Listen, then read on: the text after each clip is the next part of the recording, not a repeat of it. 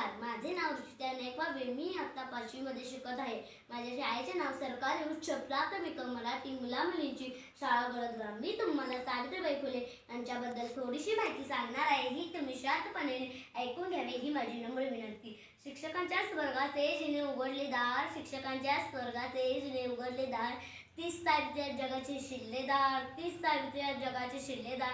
मित्रांनो, सावित्रीबाई शिकल्या, त्या मुलींना शिकवलं. हे बोलायला तर खूप सोपे आहे हो, पण सावित्रीबाई ज्या परिस्थितीमध्ये शिकल्या व मुलींना शिकवलं, त्या परिस्थितीचा जर आपण आढावा घेतला तर खऱ्या अर्थाने सावित्रीबाई फुले ह्या कोण होत्या हे आपल्याला कळेल. ज्या काळात मुली जन्माला येणे हे सुद्धा पाप समजले जात असत, त्या काळात मुली 9-10 वर्षाच्या झाल्या की त्यांचं लग्न 20 ते 25 वर्ष वयाने मोठ्या असणाऱ्या पुरुषाची लावून दिलं जात असत.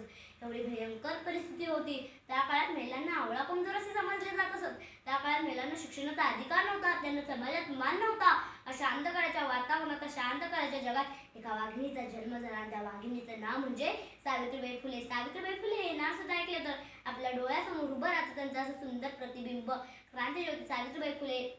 क्रांतीज्योती सावित्रीबाई फुले यांचा जन्म 3 जानेवारी 1831 रोजी सातारा जिल्ह्यातील नायगाव या गावी झाला. त्यांच्या आईचे नाव सत्यवती व त्यांच्या वडिलांचे नाव खंडोजी असे होते. रूढी परंपरेप्रमाणे सावित्रीबाईंच्या जीवनातला असाच एक प्रसंग सावित्रीबाई जेव्हा बाजारामध्ये गेल्या होत्या तेव्हा ख्रिश्चन गृहस्थाने ख्रिश्चन चरित्र या नावाचे पुस्तक म्हणून भेट दिले होते. तेव्हा ते पुस्तक वाचायला म्हणून घेतले होते.